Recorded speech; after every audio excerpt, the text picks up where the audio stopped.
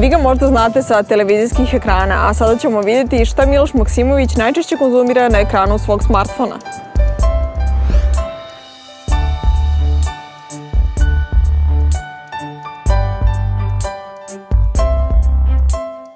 Miloše, shvatila sam da je jedna od tvojih dnevnih navika da piješ ovde kafu.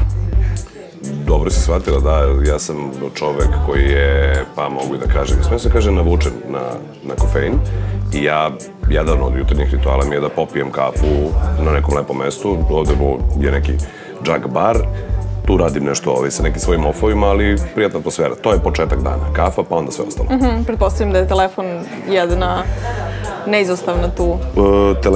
Telefon su zapravo dve neizostavne celine, a bilo je situacija kada sam imao 3 telefona.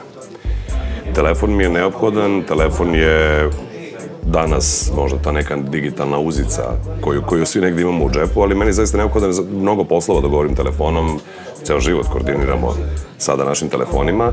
Ili imaš možda okvirnu predstavu koliko vremena provodiš dnevno? Bilo da su to pozivi, poruke, internet? 25 sati. Mislim da je, ja sam onako, ajde kažem, korisnik za primer. Dakle, meni je telefon gotovo stalno u ruci, jer osim kada radim nešto službeno, pa treba da odgovorim neki mail ili na neki mail ili pišem nekom nešto ili spregovaram o nekom poslu, tu tražim i zabavu. Dakle, gledam što ima na društvenim mrežama, pratim vesti. Prosto navučen sam na taj neki information flow i mislim da sam često i zapravo čovjek koji over komunicira. Pretpostavljam da je tebi onda razvoj tehnologije, 4G mreža, prosto to što ti omogućava da si uvek svuda i instant, da ti je to... Jeste, zato što je neophodan je brz protok informacija. Ono što se meni dešava nekad jeste da ja zapravo u okviru nekog svog paketa možda i prebrzo ostanem bez interneta. Kada nemam dobru kvalitetnu mrežu, smatram da sam na neki način odsečen od sveta. Šta najčešće koristiš? Koje aplikacije? Pa možemo da pričamo i o društvenim mrežama ili pričamo o aplikacijama koje nisu... Uopšte, prosto najviše vremena provodiš na... Pa najviše vremena provodim na Facebooku, Twitteru, Instagramu. Zatim je tu Pixlr za obradu fotografija. To često koristio, moguće da ima boljih. Koristio sam i, kako se zove, VSCO Cam. Aplikacije za hipstere. Da, aplikacije za hipstere. Uzmi ovo, probaj, ovo je moderno. Moram da priznam, to možda nije uputno reći, ali navučen sam i na jednu igricu. Koju? SimCity Build It.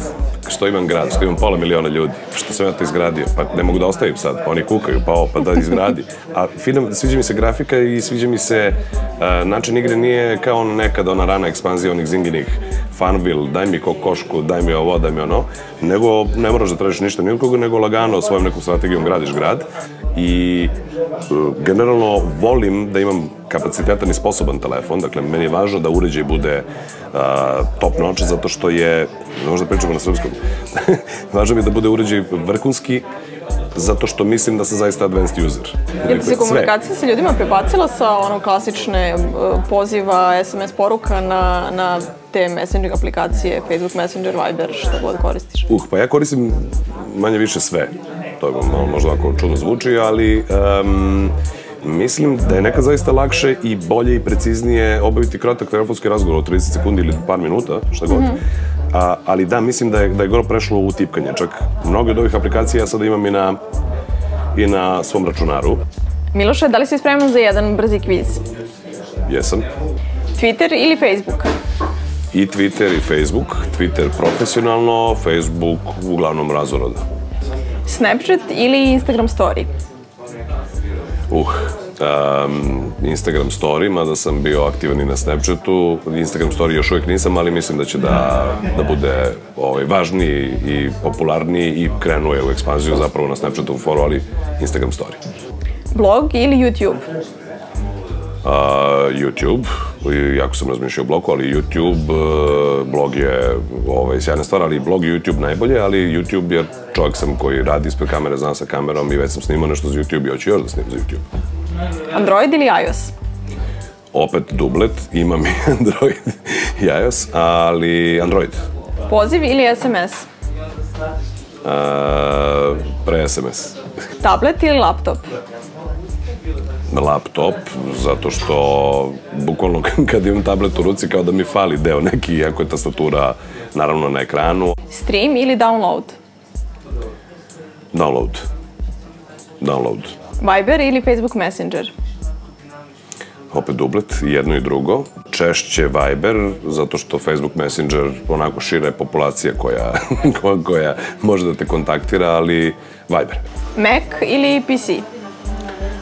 Mac, dugo sam koristio PC, ali Mac mi je važan, dakle ne na sektaški način, nego radi, pouzdano, otvorim, završim profesionalno svoj posao, pošaljem, Mac, definitivno Mac. Pinterest ili Instagram? Instagram, definitivno Instagram, Pinterest onako kao... Za mene je to u stvari uncharted territory, Instagram. Zadnja ili prednja kamera?